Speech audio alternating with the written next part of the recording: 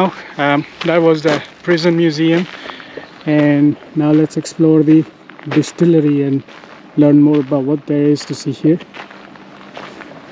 I remember reading about the distillery a few days back when I was exploring the spring festival Åland that was happening here, but now that I'm here I might as well explore and grab a snack.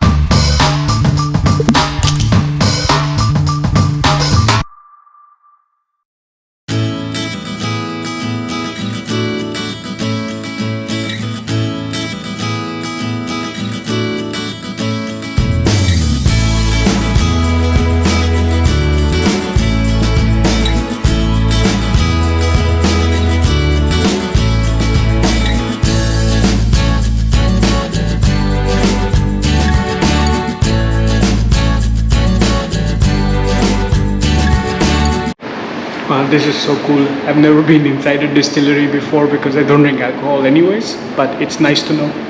Also they have these like copper utensils. I suppose this is for fermentation and the taste of the alcohol that they're making, but it's nice to see a distillery from the inside for the first time in my life. These are all the grains that they go inside for the flavors. This elderflower, cinchona bark, licorice roots, wormwood herb, something, and a whole bunch of ingredients.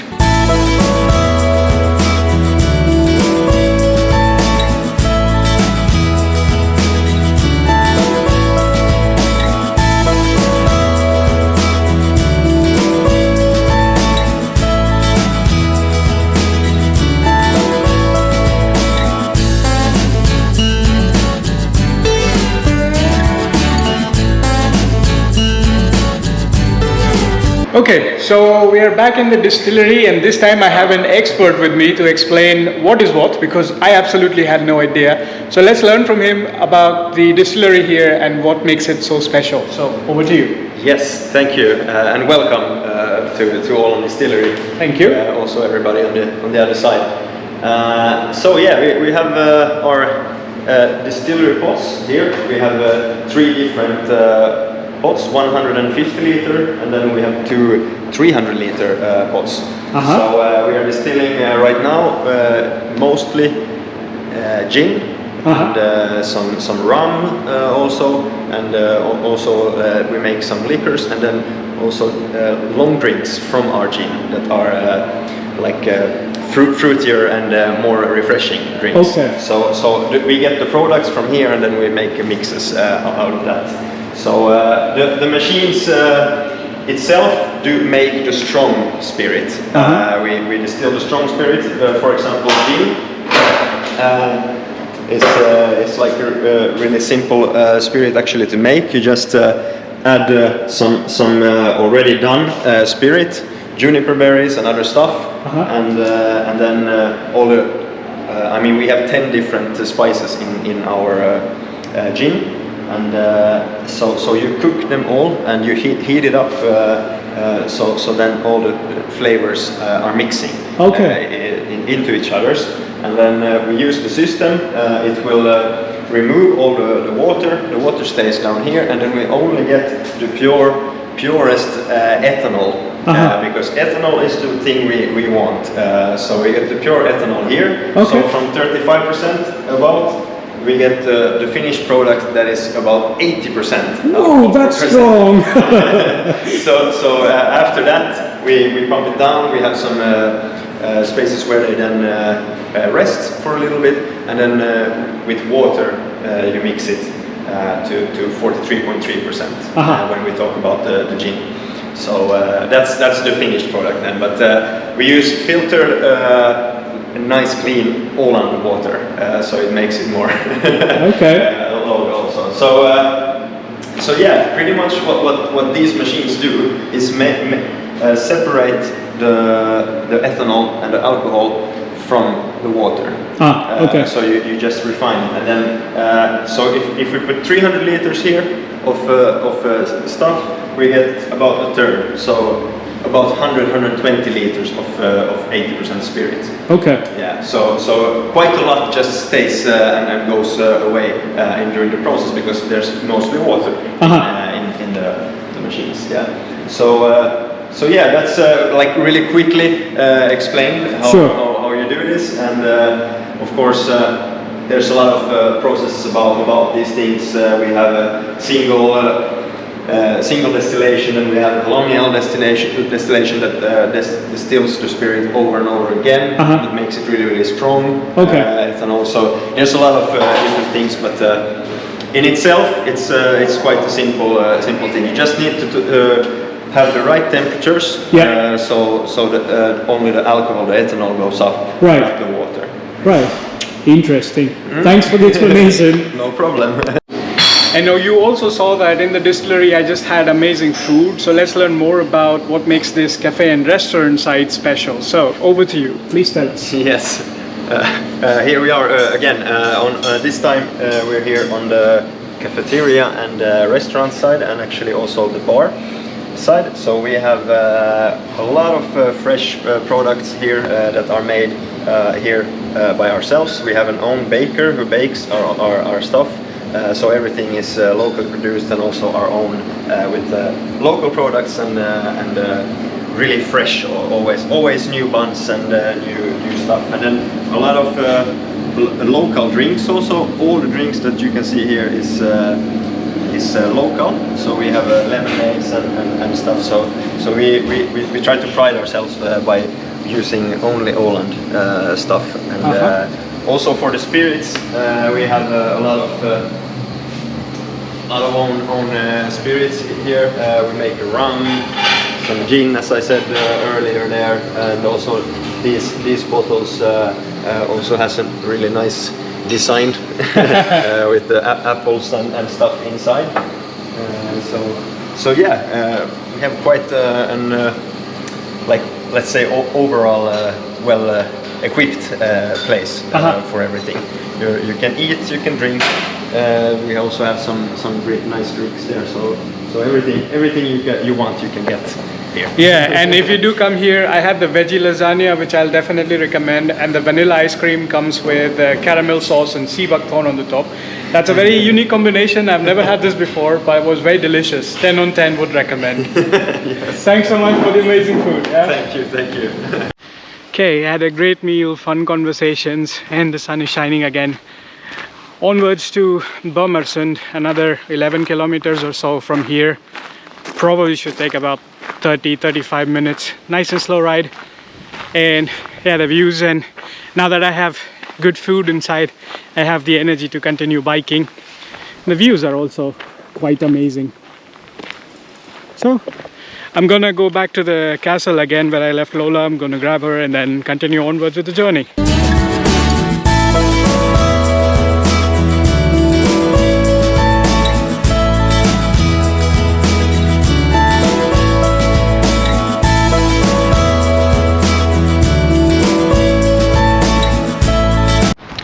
Okay, so finally made it to Bomarsund Fortress. As you can see behind me is the route map, and here's Lola. We got here safe. The weather is nice and warm finally, and this is the area surrounding it. You have the fortress, and it seems like you have a 4.2 kilometer trail that takes 2 hours and a 5.5 kilometer trail that takes 2 to 3 hours. It's 5:15 p.m. so let's see how much time we spend here. And here is another map which talks about Åland that became a part of the Russian Empire, was a part of the Finnish Empire and then Swedish Empire, and how this whole fortress was destroyed. So pretty interesting history behind this. I'm gonna park Lola here and then start walking around, see what we have and how long does it take to complete the route. The fort actually looks quite beautiful. It's like a mini town. Here it says it had churches, offices, bakeries, prisons, drinking water from the wells, 246 rooms, 2,500 people, and cannons. So I was reading on the board sign, it said like when Russia had this fortress, so the height of the wall represent the might of Russia, but there was a war with the Allied forces, and then Åland had to be demilitarized, and part of the agreement, and this fortress was destroyed in the process. Part of the agreement was basically the Åland would be given autonomy, demilitarized, and Russia would give up control here. That's why these are now the ruins, and one of the board signs says, before the might represent the Russia's strength, now it represents Åland's autonomy. Yeah, that was the attack of 1854 on the main fort from every side, and soon it was captured. But the overall, it looks pretty beautiful.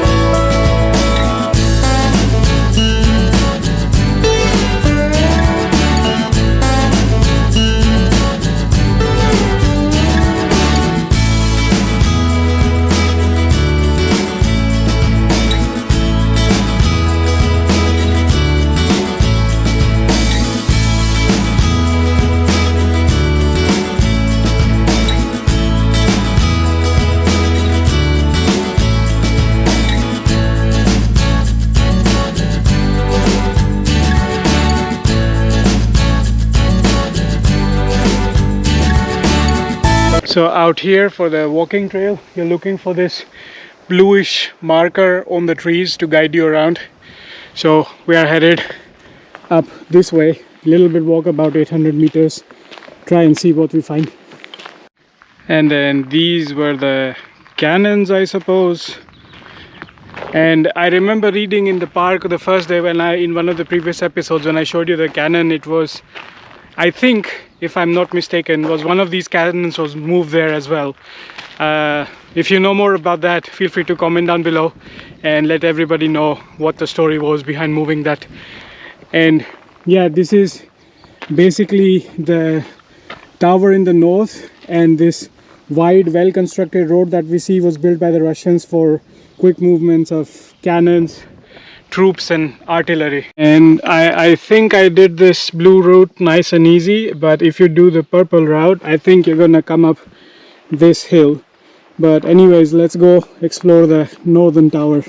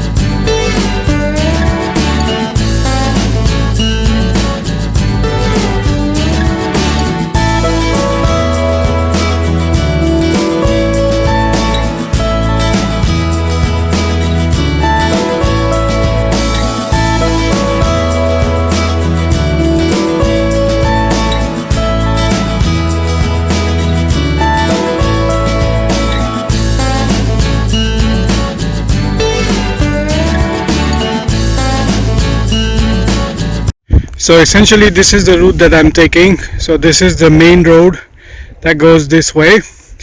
So part of the main fortress ruins is on that side of the road and part are on this side of the road.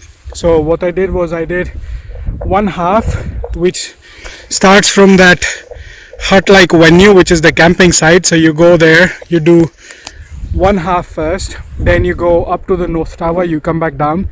So that's like your half circuit, and then you cross over the road to this side where you have the rest of the ruins, and this is where you saw the lamb grazing out in the open, and there are some cannons along the way. So I'll try to see if I can if I can get close and get a nice shot.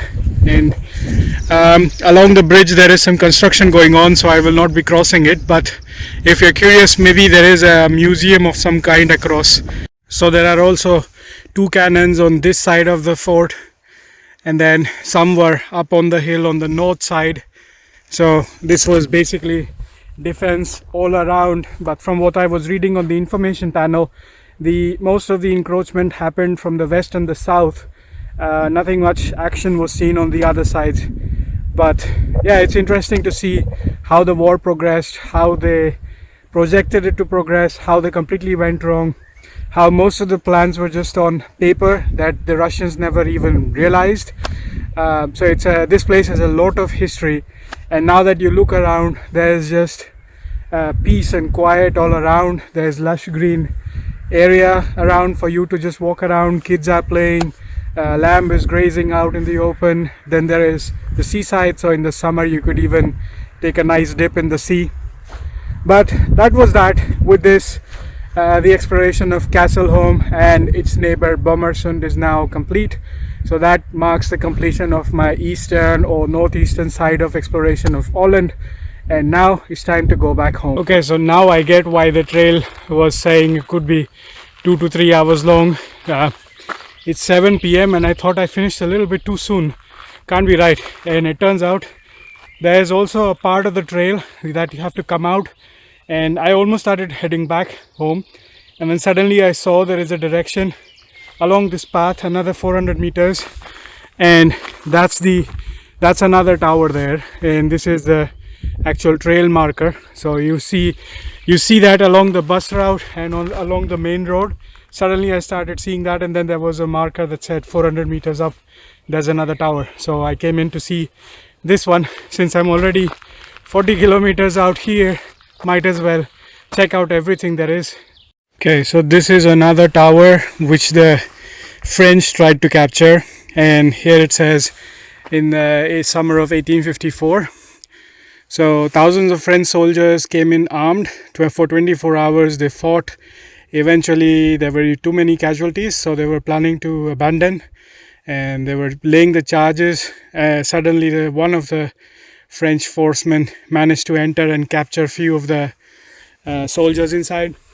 So then Russians started bombarding this to blow it up, and then the charges that were laid, they caught fire, and then this blew up. So let's see what remains of this. And also, as I was saying, so this was the north tower, as you can see. So this seems to be the westward kind of defense tower, and this was more for the water defense. This is more for the land defense. So this is what I was missing.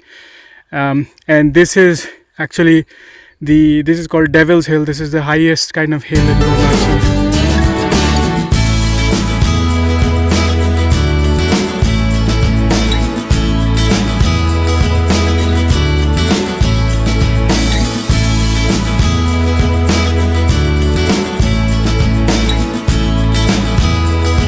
So it doesn't look like much of the tower remains. Everything seems to have been demolished, and then there is some maintenance repair work going on.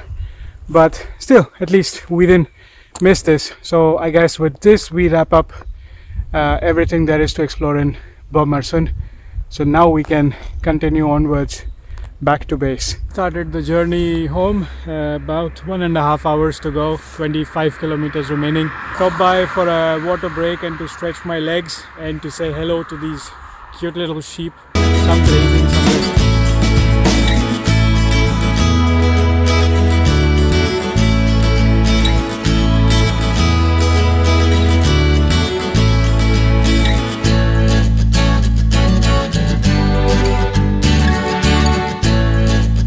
So this is the cafe over the tunnel we saw on the way over to Castleholm, where I was taking nice pictures over the water by the nice route. So this was the tunnel I was showing you from there.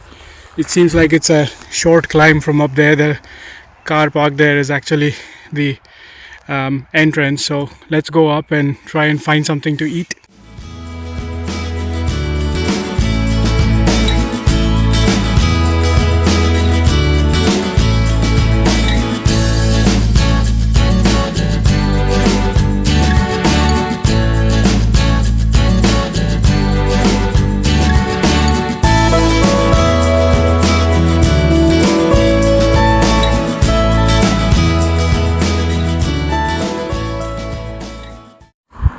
The views are lovely from up here. Would have been fun to have dinner with the view, but it seems like the cafe closed at 8, just like most of the places in the city.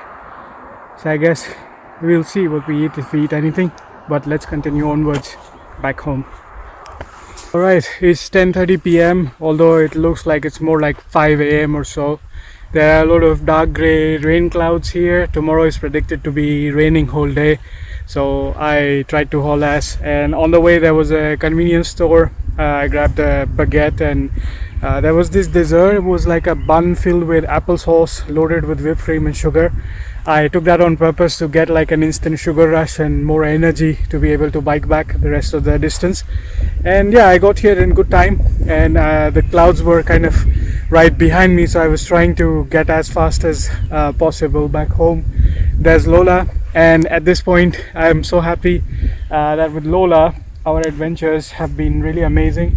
We have seen a whole bunch of things, and we have now covered almost 150 kilometers through north, south and northeast part of the greater Åland archipelago, and it's been a fun ride so far. And yeah, just a couple of steps away from home, so I'm just gonna stretch my legs a little bit here, get in some fresh air, and then head over back. Gonna give Lola also well-deserved rest for the night, and I'm also gonna take a shower and crash soon. So today was a bit of a different vlog. I suppose this is gonna be a very long one. I'll see when I get to editing. But yeah, I learned a lot about the history of Åland, how it went through different regimes, how the life of the people has changed over the years, and how things have come about until Åland got its autonomy. Hope you like this kind of entire travel series. If you did, be sure to give a big thumbs up to let me know, and subscribe so that you're notified as soon as the next vlog goes live. Till then, stay tuned. This is Rustic Wanderer signing off.